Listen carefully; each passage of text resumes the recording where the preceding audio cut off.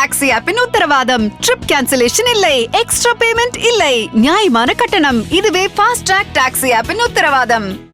ஒரே நாடு ஒரே தேர்தல் தொடர்பாக அறிக்கை தாக்கல் செய்யப்பட்டுள்ள நிலையில் எப்போது செயல்படுத்தப்படும் என்ற கேள்வி எழுகிறது. இதுகுறித்து விவரிக்கிறார் செய்தியாளர் நிரஞ்சன்குமார். இந்தியாவை பொறுத்த வரைக்கும் தேர்தல்கள் நடத்துறது அப்படின்றது அரசியல் சாசனத்துடைய அட்டவணை 7 கீழே தான் வகைப்படுத்தப்பட்டிருக்கு.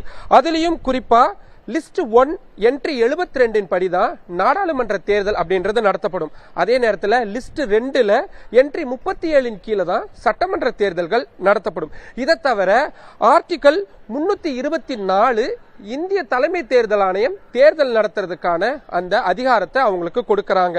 இது தவிர சட்டமன்றங்களுடைய பதவி காலத்தை நிர்ணயம் செய்யக்கூடிய அந்த அதிகாரம் அப்படின்றது அரசியல் சாசன பிரிவு 172ல இருக்கு. மக்களவையுடைய பதவி காலத்தை நிர்ணயிக்க செய்யக்கூடிய அந்த அதிகாரம் அப்படின்றது சட்டப்பிரிவு 83 உட்பிரிவு 2 கீழே இருக்கு.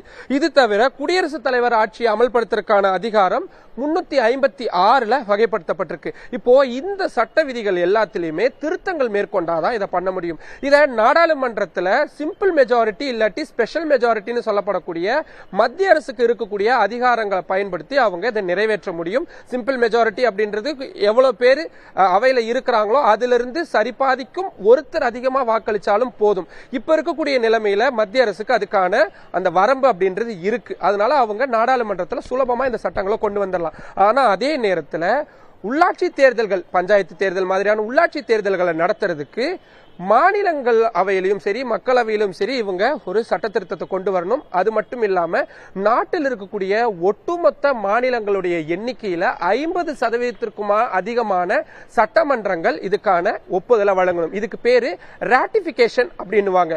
முக்கியமா இந்த ஸ்டேட் லிஸ்ட் மற்றும் சென்ட்ரல் லிஸ்ட்ல இருக்கக்கூடிய முக்கியமான விஷயங்கள்ல சட்ட திருத்தங்கள் செய்யும் பொழுது இந்த மாதிரியான ராட்டிபிகேஷன் அப்படின்றது தேவைப்படும்.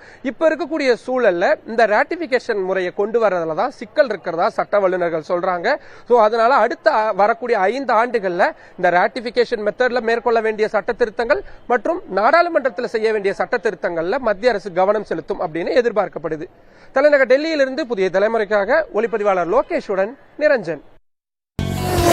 ஃபாஸ்ட் ட்ராக் டாக்ஸி ஆப்பின் உத்தரவாதம். ட்ரிப் கேன்சலேஷன் இல்லை, எக்ஸ்ட்ரா பேமெண்ட் இல்லை, நியாயமான கட்டணம். இதுவே ஃபாஸ்ட் ட்ராக் டாக்ஸி ஆப்பின் உத்தரவாதம்.